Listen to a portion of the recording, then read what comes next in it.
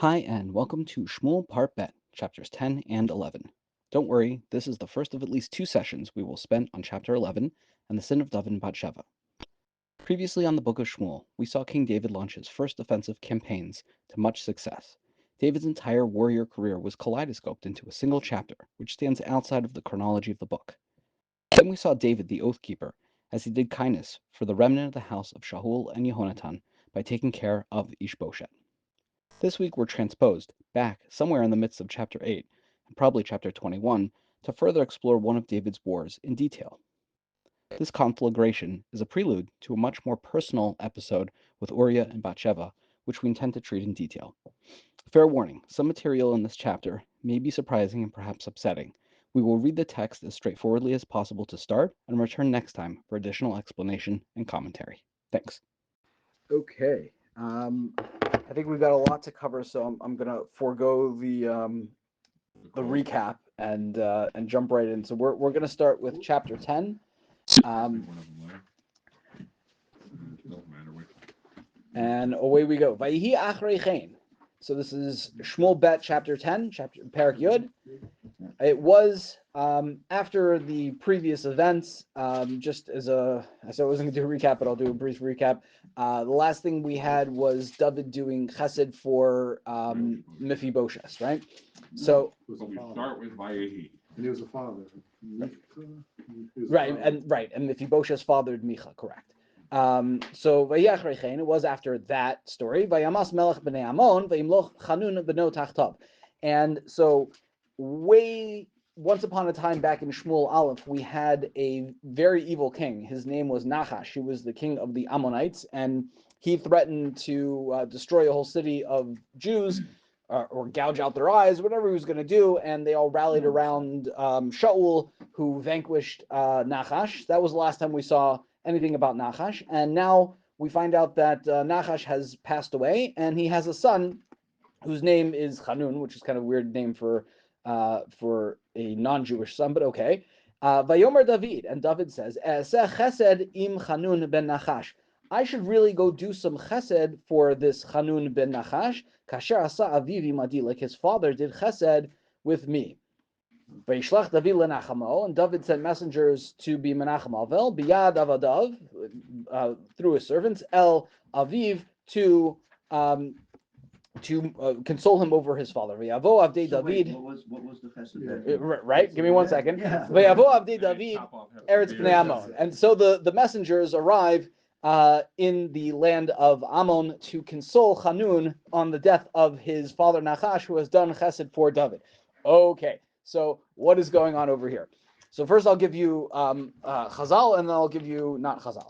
Chazal say that once upon a time David was running for his life from Shaul, and David was afraid that Shaul was going to kill off his family. So David took his parents and maybe the rest of his family and smuggled them over to Moab. Right? David rationalized that David comes from Moab. So last week, right? That he brought his family somewhere. You know that last chapter? Last chapter? That David sent his No, family? no, no. That Mephibosheth was in Aver Hayarden by Lo Davar. But not that David and his brothers and parents or somewhere. No, that was back in Shmuel Aleph when Shaul was chasing David. So David smuggled his family over to Moab and said, like, you keep these people safe from Shaul, kind of the enemy of my enemy, right?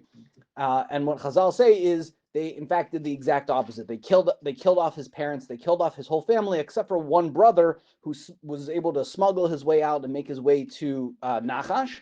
That was Eliav, and Nachash protected David's brother Eliav from the Moabites who were trying to wipe out David's whole family. So Yishai was killed by the Moabs? That's Chazal. Because where do they get that from? We don't hear anything about his parents for the rest of Shmuel.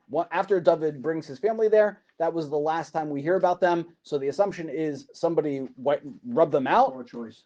Right. Well, Yeah. Last week when we had the pasuk about striking Moab and the rope and the saw. Yes, measuring them. Mentioned. Oh, okay. Thank you. You're 100% right. 100% right. The chapter that you mentioned. Excellent. Thank you. I forgot. You're 100% right. What do you say? When we were talking about why David was measuring out the Moabites to kill them, we mentioned this whole idea that they had killed out his family. Right. So that is how Chazal explain. Otherwise, it's kind of incomprehensible. How is what chesed, like what, right? The text kind of omits any explanation.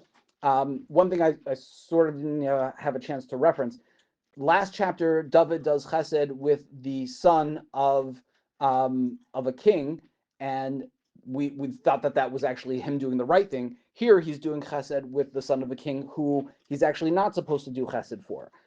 There is an explicit pasuk in Devarim that you are not supposed to seek out the welfare of Ammon, and David is seeking out the welfare of Ammon. One of the major things we pointed out in Shmuel Aleph was this idea that if you are kind to those who you are supposed to be cruel to, you will end up being cruel to those who you are supposed to be kind to. This parak is where David is being kind to someone he's supposed to be cruel to. The next parak, we'll see David be cruel to someone he's supposed to be kind to. So the flip side, or at least the flip side of the argument, is one could, I mean, in the absence of having a Gemara open in front of you and Chazal to actually explain it to you, it's a reasonable question to say, hey, I know I'm supposed to hate these people, min HaTorah, but if they do me a chesed, like there is a concept in Torah called Hakarat HaTov. To what extent does that apply? And there's discussions in the Gemara. David held like this, Achitophel holds like this, or Mephibosheth holds like this, like we talked about in previous weeks. Maybe David held that, you gotta at least give measure for measure gratitude.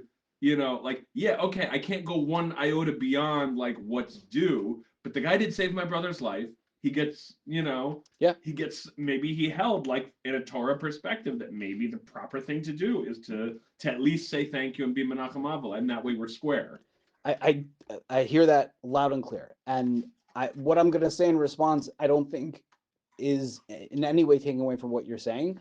The king, what we're going to see is this thing that he does right here is what triggers his complete downfall. Right. I know, and I think I'll criticize him. Right. I think some of that is because the king can't act, and I think we also mentioned this last week. The king can't act on a personal level. Whatever the king does is an extension of or the representation of the people. Yes, David the person might owe a debt of gratitude and needs to figure out how he can discharge that debt of gratitude, but to send the royal emissaries to do this on behalf of the king as opposed to behalf of private citizen David is I think where we kind of draw the line. You want to say something? It's complicated though. It is for sure complicated. Okay, so let's see how complicated it gets. Vayomru sarei b'nei Amon el Chanun, and now his advisors are like, "Hey Chanun, Adonai hamechabed David es avicha be'einecha, ki shalach lecha menachamim." Do you really think David is here to do honor to your father, that he sent these people to console you? Halo ba'avur chakor es ha'ir u'leragla u'lahafcha shalach David es avadav elecha. David is here on this is espionage, right? David is sending messengers under guise of what's that? No good deed goes unpunished. Yeah, no good deed goes unpunished.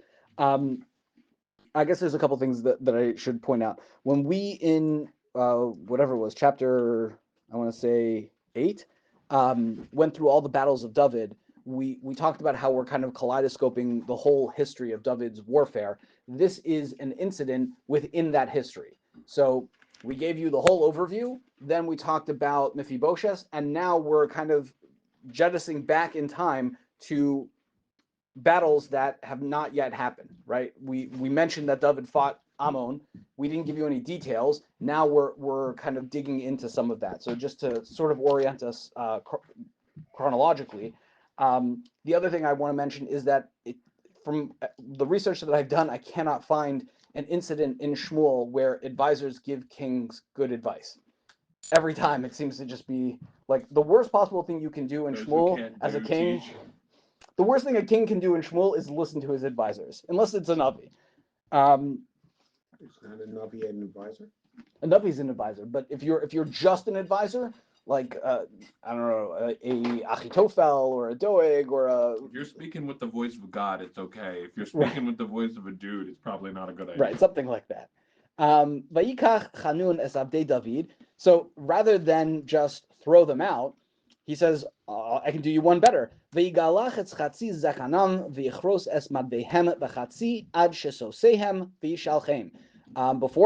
I ask you to leave, let me first embarrass you.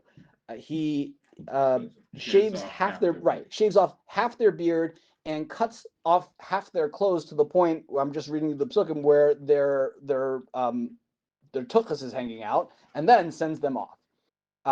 So this is clearly done to This is poor form in terms of political relations. What's that? Yeah, hospitality. Right.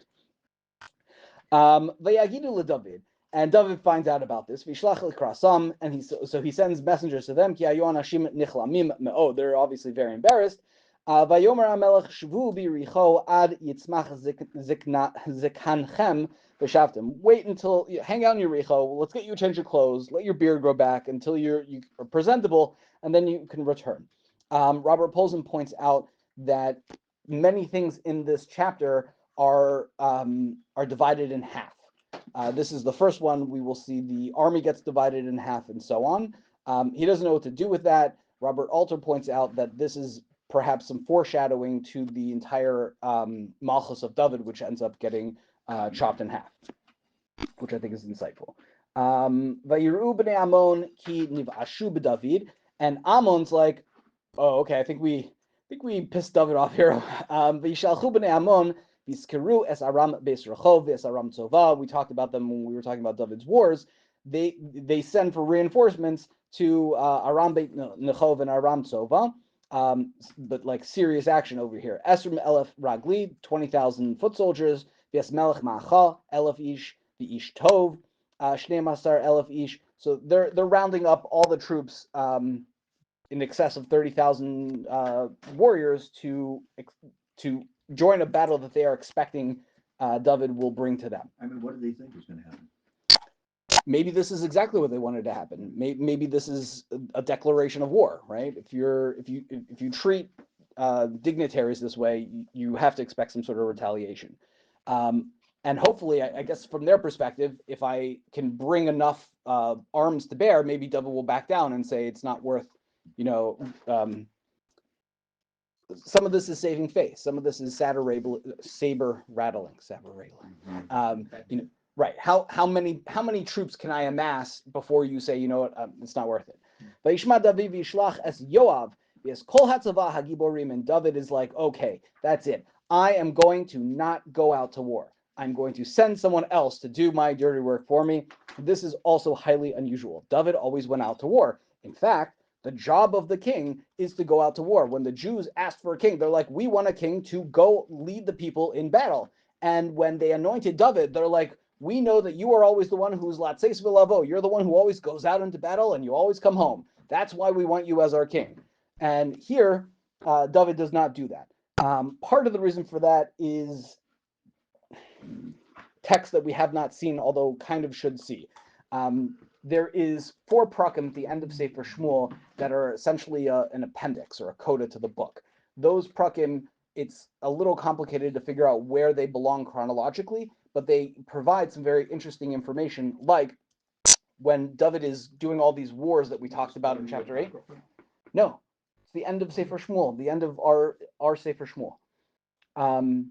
So when David's going out to war, he nearly dies in battle. In one of the battles, I think it's with Ishi Benob, he almost gets killed. You can't go out anymore. Exactly. So they say the officers, David's men, are like, that's it. We're not doing this anymore. David, you're not the spring chicken you once were. We don't want to risk you dying in battle. You stay back home. We will go out to battle. We got this. So David listens to his men. We just talked about how that usually plays out, and says, okay, you don't want me to go out? No problem. Yoav, you got this. Right. Vayetzu b'nei Ammon v'yarachu milchama Pesach Hashar. So the Ammon army is now in position by the gate to engage in battle. And remember, they have their backup troops. V'aram tzova rechov v'yish tov u'machal levadam basadeh. They're out in the field. So there's 2 fronts for Yoav to contend with: the people in the field and the people by the gate of the city. Vayar Yoav ki haisa elav pneha milchama mipanim u'mayachor. Yoav is like, okay, they've got us on both sides. Vayivchar mikol b'churei Yisrael vayiroch likras Aram. And now he picks the troops that he wants. Who's going to go against Aram and who's going to go against Ammon? Yes, Yeser ha'am nasam b'yad Avishai. Remember, Yoav has a brother. His name is Avishai. Vayaroch likras b'nei Ammon. And so Avishai, you've got the Ammon flank. I'm going to take the Aram flank, and we'll meet in the middle, or at the end, I guess. Vayomer im techazak Aram mimeni. If one of them is stronger than me, v'haisa lili Yeshua, then you're going to be my backup. V'im b'nei Ammon yechazaku mimcha v'halachli lehoshia lach. You cover my back, I'll cover yours. Exactly. This kind of reminds me of like when Yaakov is going to meet Esav, and he's like, if one is caught, then the other will be successful. Here it's almost the inverse. If you need my help, I'll come help you, etc. Give me 1 second. Okay. So now Yoav gives the speech that I would have expected David to give. This is kind of the king gives the rousing speech before battle type of. The war Cohen was supposed to do that. Right. Chazak v'nis chazak ba'ad amenu ba'ad arei Eloheinu v'Adonai ya'aseh hatov be'einav. Let's be strong and reinforced, courageous for the sake of our people and the land, and for Hashem, who will do what he deems is right. He doesn't mention the king, which I think is kind of interesting. He's essentially taking the place of the king here, right? He's leading the army. He's giving the rousing speech, and he also seems to understand that if they are not successful here, if they're not successful here, it's a short march for Ammon and Aram to go after Yerushalayim. Like, this is kind of a last stand. If the army gets routed here, David is not necessarily prepared to handle the consequences of that. So it's not just like, hey, let's go avenge the honor of the guys who got their beards cut off. It's now there's 30,000 angry goyim who are, on the precipice of attacking our capital. Vayigash Yoav v'ha'am asher imo lemilchama ba'aram v'nasu mipanav. And so it works. Yoav goes to march against Aram, and Aram flees before him. Bnei Ammon ra'u kinas Aram, and the Bnei Ammon sees that their backups over here are turning tail. Ve'anusu mipnei Avishai, and they also run away from Avishai. Vayavo ha'ir, and they go fortify themselves in the city. Vayashav Yoav me'al pnei Ammon ve'yavu Yerushalayim, and here, importantly, Yoav does not press his advantage. So Aram has left the battle. Ammon is in their city, and Yoav says, "Okay, we'll take the win, right? Enough is enough." Vayar Aram ki nigaf lifnei Yisrael v'yasfu yachad, and Aram saw that they had been routed really by Israel, and then they regroup, right? They were given a chance to get their forces back, and instead of Yoav pursuing them, he left them alone. That is not necessarily the best tactic in this situation. Vayishlach hadad ezer v'yotze es Aram asher me'ever hanahar ve'yavo chelam v'shovach sar tzava hadad ezer lifneim. And now he brings out the big guns. Shovach. Okay. Shovach is the commander of the army. There is I think it's a Gemara in Sota that talks about, you might be familiar with a famous, I want to say it's the Chicago Bears lineman. His name was Refrigerator Perry. Yes. Yeah. Right. So when you have someone very big, you name them after like a very big object. So Shovach, a dovecote. Yeah, dovecote. He's basically like the guy's the size of a barn. He is, I don't know, we'll call him Tank, right? Yeah. So Tank is the head of the army because he's built like a tank. Right. That is Shovach, who the Gemara talks about. Everybody. I'm so upset that Refrigerator Perry scored the touchdown, and Walter Payton didn't. Right. That's very good. I remember that. Let's see. Right. So Shovach is basically like another Goliath over here. And he brings them out to war, and that's supposed to be very scary. But you got David, and David hears about this. They're bringing out the big guns. But Yosef is Kol Yisrael ve'avor es Yarden. This is not a simple thing to pass over the Yarden they don't have bridges back in these times. So it's not a simple thing to bring your army in mass over the Yarden. Vayavo cheloma v'yarchu Aram likras David v'yilachamu imo. And now David is part of the battle. So David, Now he's part of it. right? V'yanas Aram ibnei Yisrael, and Run Aram away. run away.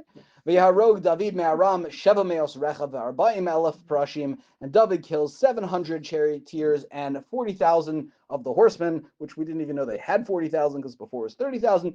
V'yashovach sar tzva'o hikav v'yamas sham, and he kills Shovach, the head of the army. He can still bring the pain. Yes, he still got it. I'm not dead. V'yirukol malachim Avdei Hadad Ezer, and then all of the vassal kings of Hadad Ezer, they see ki nigfu lifnei Yisrael, that's it, they lost before Yisrael. V'yashlimu es Yisrael v'yavdum, and now instead they sue for peace. They become vassals to Yisrael. V'yiru Aram lehoshia od es b'nei Ammon, and Aram learned their lesson. They're like, that's it. I'm never helping Ammon again. Ammon, you guys got us into way too much trouble. Here endeth chapter 10. Okay. Time for a service warning before we move on to chapter 11. Can I ask you a question? Yeah, please. This is something that's, why does the Tanakh, and like I said, I remember like looking Yoshua, they're so specific, like how many people we killed. Why? I think Like, it's, why does it, and they sometimes go into graphic detail. yeah. about how they killed, and almost like, So the question is going to be better than the answer. I have a similar question when I read like either lists of names of families that are, like in We did Devar Yamin, Ezra. right? Or when you get into Malachim and it's like the Beis Hamikdash had this many pieces of gold overlaid into. I don't care how many cups it had. Like, it doesn't speak to me.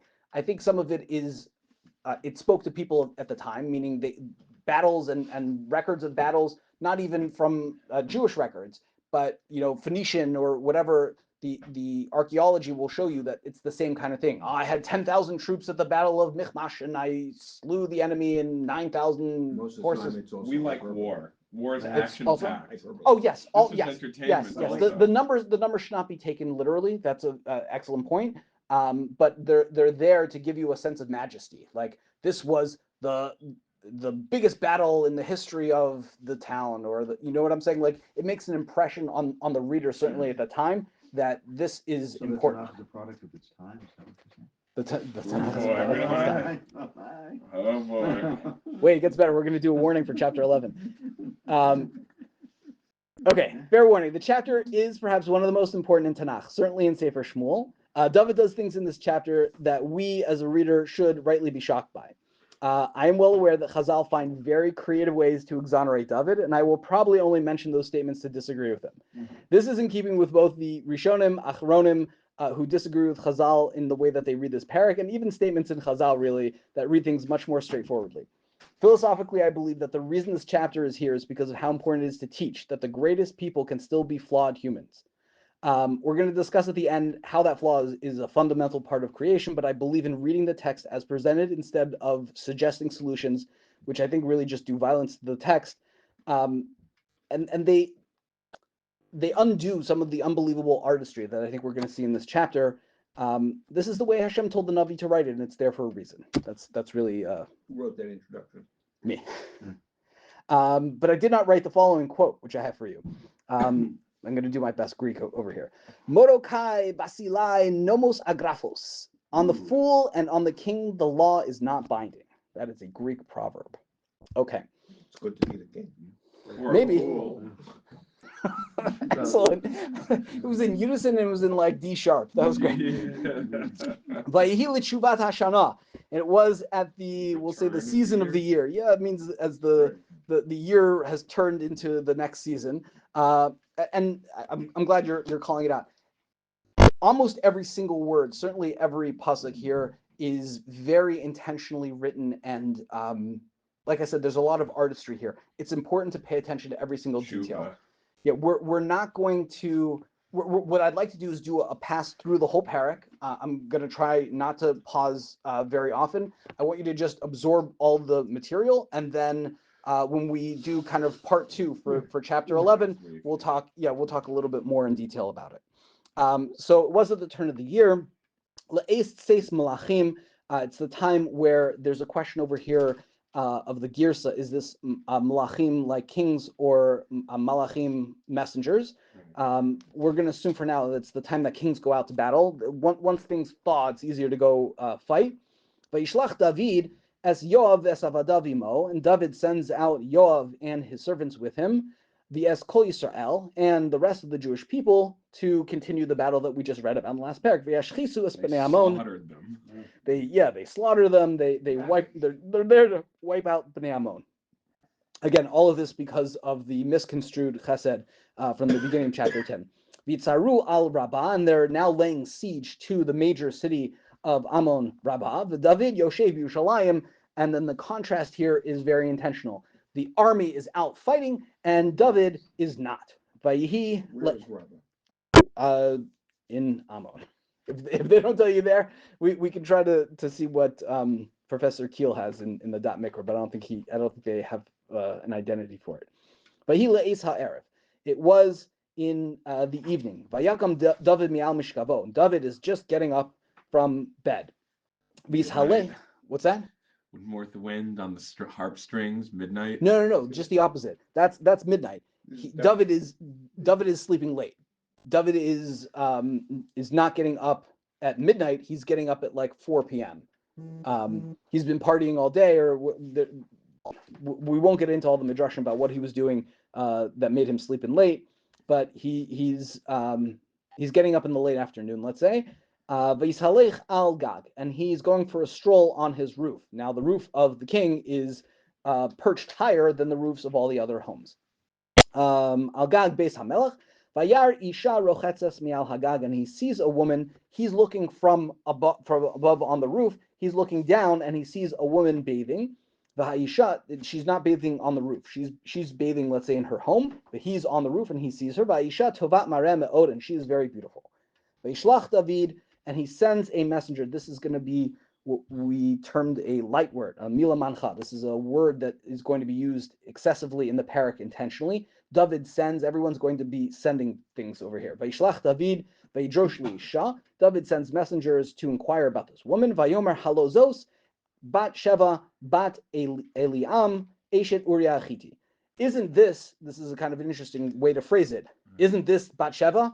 And you know Batsheva, David, because she's the daughter of Eliam and she's the wife of Uriah Chiti. Both of those people, again, in I think it's chapter 21, we get the list of David's mighty men. David has like an elite corps of soldiers, 37, and both Uriah Chiti and Eliam are mentioned over there. So her family is very well known, at least. V'yishlach David, again, Melachim, v'ikachaha, he sends messengers to take her. V'tavo elav, and they bring her to him. V'yishkavima, he sleeps with her. V'hi mitkadeshet mitumata, and she is purified from her tuma. We'll talk about that in 1 second. V'tashev el beita. So David sleeps with her, and she returns home. What does mikadeshet mitumata mean?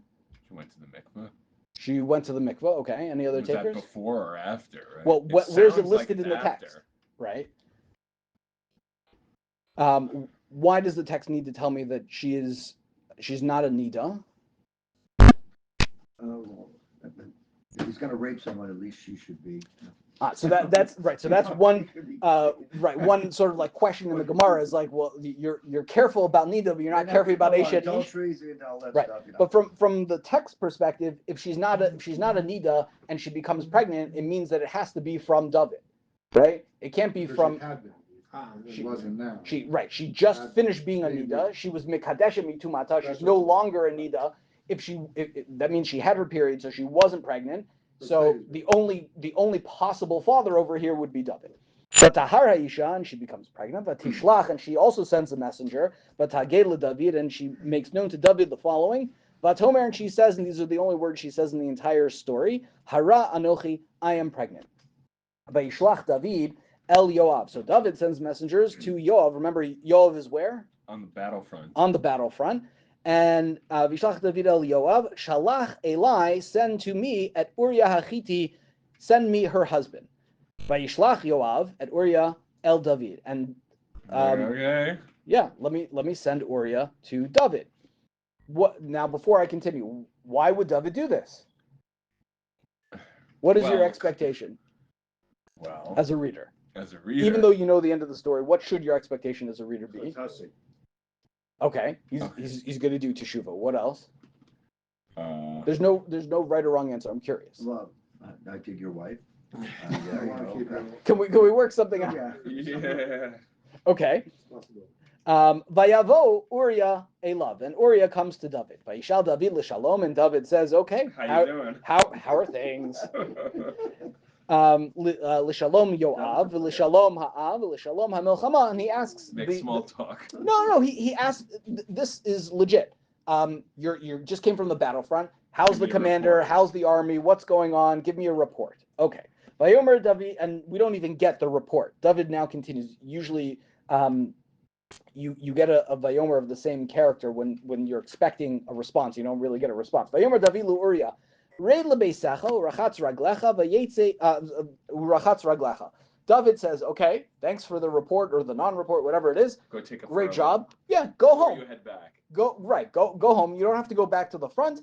It's been a while since you were home. Why don't you go home? Why is David sending Uriah home? To cover his tracks. To cover his tracks. So he doesn't spell it out explicitly, but go home and wash your feet is maybe a euphemism for go sleep with your wife, right?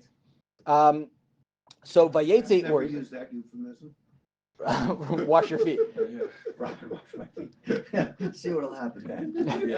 Vayetze Uriah mi beis hamelech. So Uriah leaves from. Yeah, my wife just tells me to wash my feet. So like, I don't know what she wants me to do there. Vayetze Uriah mi beis How you hamelech. know?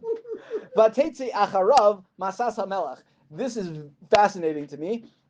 Uriah leaves, and David sends like a nice gift basket. You're gonna go home. You don't go home empty-handed. The king is gonna send you with I don't know, maybe some scented candles, a bottle of wine. He sends masas hamelech running along after Uriah. Right there's a guy carrying a gift from the king with Uriah because the expectation is Uriah is gonna go home.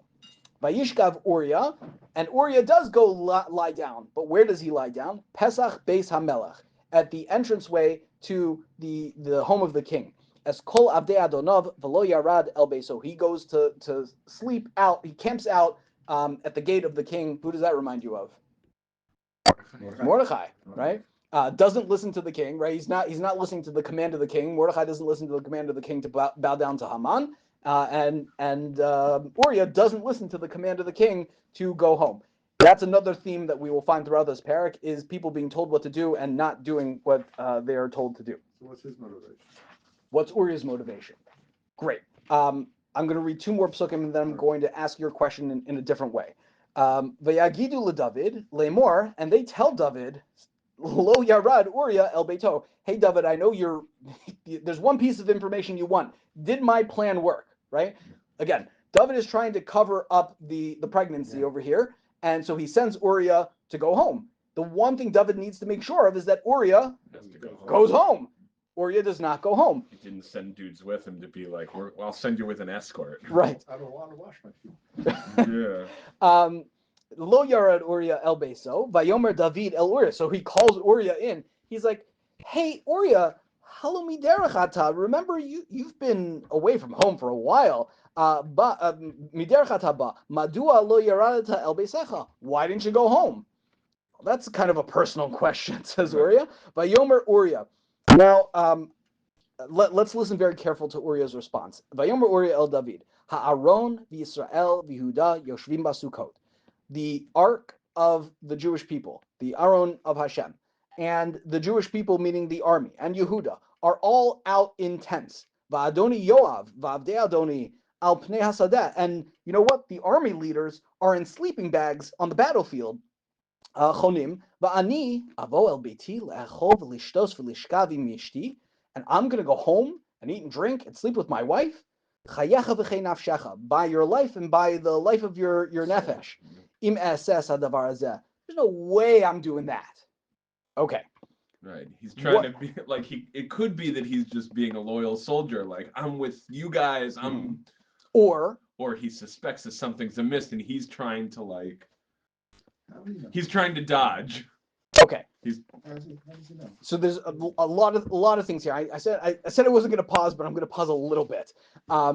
First of all, the Aron that we're talking about here, Chazal say that there is two Arons. There's one that they take out to war that doesn't have the luchos in it. They hopefully learned their lesson. Don't bring the Aron with the luchos out into battle. Or it just means that the entire Jewish people are unsettled. Now, some of this could be a dig against David. Everyone else is out in the battlefield and you're not, right? That's the implication.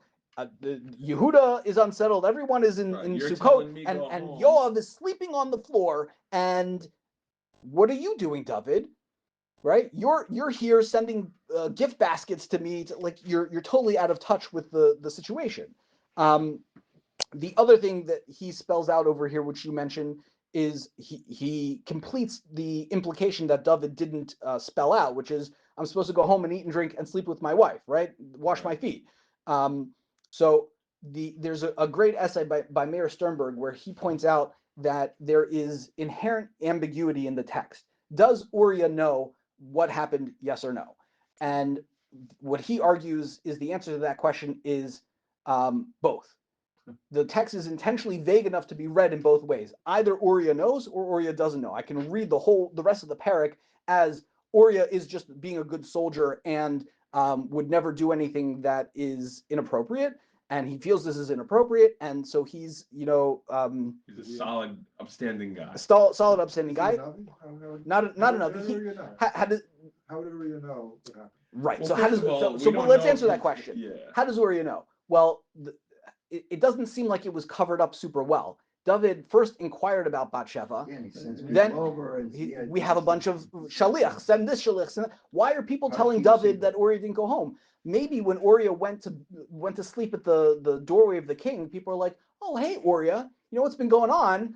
Your wife was just here a couple days ago." Yeah. Right? I have to assume though that David wasn't. We have to assume that that Uriah doesn't know, because had Uriah actually known, when David gives him the sefer, he wouldn't have taken it. Right. So they deal with that as, is he kind of resigned to his fate, or does he, whatever. We'll get to that in a minute. The other thing that we need to understand is Uriah's response over here. Would you read this as chutzpah? How he responded to the king. Morid b'malchus is how Chazal. It could be Put him both to ways. death. What? It could be both ways. This could be an affirmation of loyalty to the cause, or it could be like, go jump in a lake. I know what you're trying to, like. You tell me, hey, like, don't look in your cellar, because like, there's nothing to see over there. Right. Like if somebody gets on the PA system on an airplane, and they're like, "Ladies and gentlemen, we just want to let you know there's nothing to worry about." Okay? Like, everybody's gonna be like, right? So if he's like, "Go home, everything's fine." Everything is definitely not fine. Everything is definitely not fine. So if you're telling me to do something, like, if he's a rightfully, properly paranoid kind of dude, like, something ain't right here. Okay.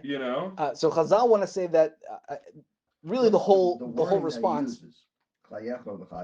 That's, Thea just said, I'm not going to do it because my guys are on the field. I just feel uncomfortable. But him adding that. Adding the oath. Adding the oath, that's a good point. You, right, and not just your soul. Right. You. Right. I swear by you. Yeah, right. Yeah. They also point out that he refers to Adoni Yoav. When you're talking to the king, you don't refer. Everyone is right. Yeah. Right. Yoav is my master. No, David is your master. Okay. Then the next question we're going to get to, if we believe the ambiguity of maybe Uriah knows, maybe he doesn't. Does David think that Uriah knows? That's when you get into the next level. Vayomer David el Uriah, Shev bazeh gam hayom. You know what? Why don't you hang out one more day? Tomorrow I'll send you back to the battle. Vayeshev Uriah b'Yushalayim v'yom hahu u'mimacharas. And so Uriah hangs out that day, and actually the next day too. And David's like, okay, look, the goal here is for Uriah to go home and sleep with his wife. I know how we can accomplish that, says David. V'yikralo David v'yochal lifanav vayesh v'yishakurehu vayetze ba'erev lishkav b'mishkavo. So David gets him good and drunk, and then Uriah goes out to sleep Im avdei adonov v'el beiso lo yarad, but doesn't go to sleep at home. He goes right back to where a good soldier is supposed to sleep, on the barracks, and does not go home. Okay, Vayiba boker, and morning time comes, and David sees that there's nothing to do with Dudley Do-Right over here. Vayichtov David Sefer El Yoav, and so David writes a letter to Yoav, Ishlach biyad Uriah, and he puts it in the hand of Uriah. This is like the only thing that like is just like it strikes you as a little bit messed up. Like his own death warrant is in his hands. Like, hey, here's a letter, don't read it. Like, right. Ooh, that one's tough to right. read. Either I really trust him, but clearly he is so morally upstanding, he will not go home, then he's definitely not reading this letter. Right. Right? It is testimony to Uriah's honesty that David trusted him with the letter and that he did not read it on the way to the front. That's Right. Barbara now. There you go. Yeah. Or it's a last dig Right. at Uriah. Like, I don't care if you read this. Right. You know, like we both know what happened, and that's it. Because David, honestly, he could send somebody. He doesn't have to do this, right? There are other ways to get this letter to Yoav. Right. It might take an extra day or whatever, but you can accomplish the same thing. Yeah. Right? No, you take this thing with my seal and you're Right. going over there. Vayichtov b'sefer, and here's what it says: Lemor havu es Uriah el mul pnei hamilchama hachazaka. Send Uriah to the thick of the battle, to the front, v'shavtem me'acharav, and then back away from him, v'nika v'ames, and he will be killed. Right? He'll get hit and he'll die. Right. It says specifically. V'nika, right? It won't be an easy death. So the only thing I'll point out here for now is that David learned this tactic from Shaul. Shaul said, I want to kill David, but I don't want to get my hands dirty. So let me ask David to bring me 100 foreskins of Plishtim. The Plishtim will kill him, and then they did my dirty work for me, right? So Shaul is the one who invented this idea of kill your enemy by sending him to battle against your other enemies and let them do the deed for you. I will also point out this is very poor military strategy, and Yoav sees right through it. Vayihi bishmor Yoav es ha'ir, v'yitain es Uriah el ha'makom asher yada, ki anshei chayil sham. So Yoav is, again, we're attacking Rabbah over here. We're besieging the city, and he puts Uriah with some of the other anshei chayil, the valorous men. Vayetzu anshe ha'ir v'lachamu es Yoav, and now the people from Rabbah are coming out to fight against Yoav. Vayipol min ha'am me'avdei David, vayamas gam Uriah ha'chiti, and Uriah dies along with other people. So again, did the person who was instructed to do something follow the instructions? No. He didn't do this. Why? Tactic. Why? I mean, well, he's a soldier. Right. Well, first of all, he didn't listen to the first of all, instructions. this is murder. Because it's his troops. It's Yoav's troops. So what? He lost more troops. David said no, but he didn't back. He didn't. He didn't back. He didn't. He didn't back off. Right, he did not. He didn't back off. No, he didn't back off. I'm asking why. More troops died. Because you can't kill your own people. Yeah. Because you can't kill your own people. Why can't you kill your own people? Because the king told you to kill your own people. Because you can't do that. Because what would it do to the army? It would kill the army would revolt. I mean, it would show the army that that politics trumps the military strategy. Yeah. Right? David is using the army for his own or Yoav, as far as they know, whatever it is, but tactics are coming second to agenda. Right? You would steal the thunder. It makes him complicit in the murder. Well, this doesn't make him complicit. No. Why? Because he left the men there. Right. He said you go with the strong. He's not abandoning him. Like that's the way that I heard it. Right. Is that Yoav's like, I'm not going to send this guy to just get out and get killed and we're going to just abandon him. I'm going to put him specifically with the strong guys so that he won't die. Right. Oh, you're saying Yoav intended for them to be successful. Yeah. It happens to be they lost. Right. Interesting. Right. That's the thing. That's how you read that. That's why he went out with the strong guys. Right. So what played out for me? What would have happened if they were successful? Yoav would have to keep trying? No. Just the opposite is that Uriah would have come back. Okay. And David is going to be like, what gives? And he's like, but Yoav, we gave it our best shot. Right, but Yoav, if Yoav does this thing, he's a murderer, and you're not allowed to commit an avera by a shliach. Like if you're the shliach, somebody tells you go do an avera, Fascinating. You have an obligation to refuse. So Yoav's like did the opposite. He's like, I'm gonna keep this guy protected. And it's just like, oh crap, okay. I'm gonna keep all of them protected. Yeah, like Uriah's part of the strong dudes. Who are the Anshe Chayil? Are they referring to our Anshe strong Yes, Chayil? warriors. yes. Or they're not No, referring our Anshe Chayil. Yeah, the power Israelite warriors? warriors. Yeah. And why are they there?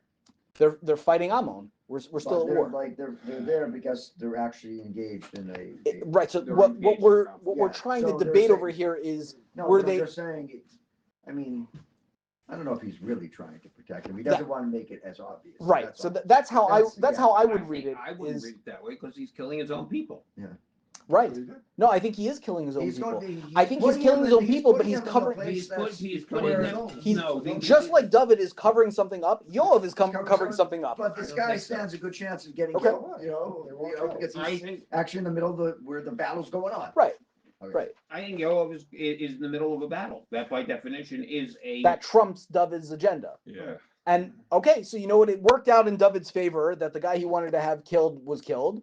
Okay, I can't do anything about that. Says right. Yoav, But Yoav was just fighting a battle. Interesting. People die in battle. Okay, But that's He fair. wasn't- yeah. I think it's a fair No, but the reading. point I'm trying to say is that there are different areas you can stage people in Yeah. a battlefield. He's putting him at the front line. He's putting him in the front line, Yeah. but he's not. But there are But people in the There front line. are. So he's going to. But yeah. Right. You think he's But playing both sides of the fence? Yes, 100%. Could be. Yeah. Yeah. Look, at the end of the Where day, do you- does Joe, Yoav where do you want put David the as an strong enemy? people? Yeah. Right. Where do you no. put the But strong again, but that's Right. if he was trying to protect him, he wasn't going to put him in We're the not front gonna line. finish Right, the but chapter where do you with put 10. the strong people? Where do you put the tanks? You put the Yeah, tanks in the right. front. Yeah. So okay, so one thing we're gonna have to see, and I think we'll get to it actually right away, is does Yoav know why he's being asked to do this? And I'm gonna argue to you that yes, Yoav knows exactly what's going on, and what he has to figure out is, am I gonna put the kingship ahead of the military? Vayihi b'shmor Yoav el ha'ir. Oh, so we did all that. Vayishlach Yoav v'yagid leDavid es kol divrei hamilchama. So now Yoav's got to send a full report of what happened at the battle. Vayitzav es hamalach lemor. So Yoav now tells the errand boy, this is what you got to do. Kaloscha es kol divrei hamilchama ledaber al hamelech. You're going to give the report to the king, and it's a bad report. And P.S. Anyone in the past who's brought David reports that he was not so super happy with, what happened to them? Well, he killed him. Yeah, that was the last report they ever reported, right? So Yoav says, look, David's not going to be super happy to hear that we lost a skirmish over here. And it will be when the king might be pretty upset. And he says to you, what are you doing approaching the city? Don't you know they're going to dump stuff off the roof of the wall down to kill anybody who gets close to the city? And now he says a very interesting thing. Mihi ka'es Avimelech ben Yerubeshes. You know Avimelech, way back in Shoftim, obviously they learned Sefer Shoftim in the times of Shmuel. So Avimelech, who was the son of Yerubal, that's Gidon. Remember, whenever we had Baal as attached to a name, we changed it to Right. Mephibosheth. Okay. Halo Isha hishlicha alav pelach rechav mi'alachoma.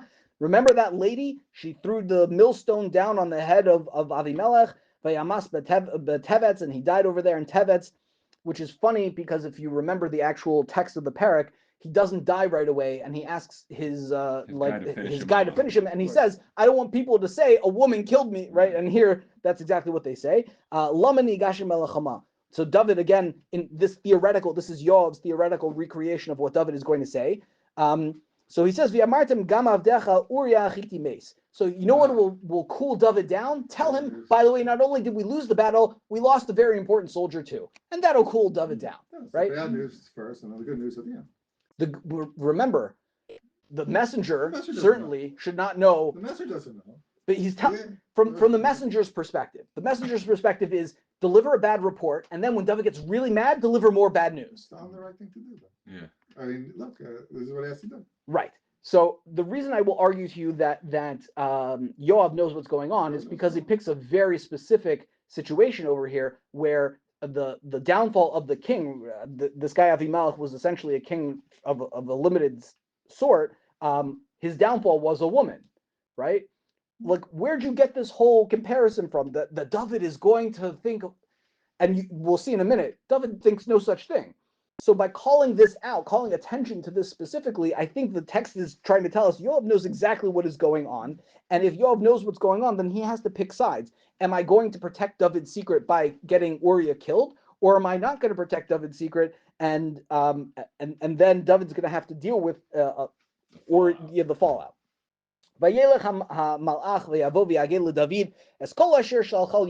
So the messenger is like, well, as far as I know, I'm not going to listen to anything you just told me to do. I'm going to do it exactly how I see fit, because I need to make it out of this parak. And the messenger says to David, remember over here in Yoav's recreation, it was, why'd you come close to the city? He says, no, we went out, they came out to us. And then we drove them back to the gate.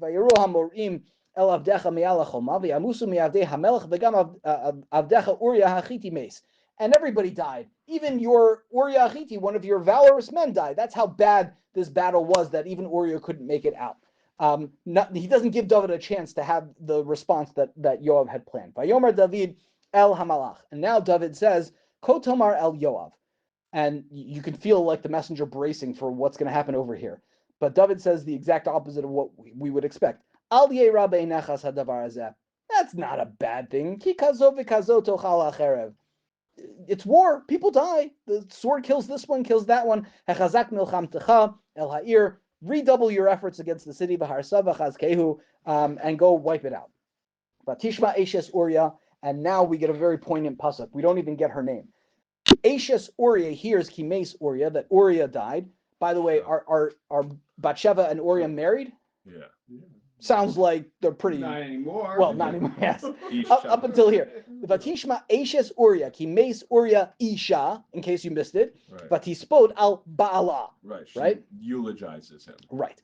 Vayavor ha'evel, and once the mourning period completes, vayishlach David vayasfa el beso, and David sends, and this is a weird phrase, he gathers her into his home, vatilo lisha, she's his wife, vatela lo ben, and she gives birth to a son, vayira davar asher asa David beinei Adonai, and this is very bad in the eyes of God. There's only one other time in all of Tanakh that I'm aware of where something is described as being bad in the eyes of God, and that is the story of Yehuda and Tamar, and we will get to all of that, please God, next time.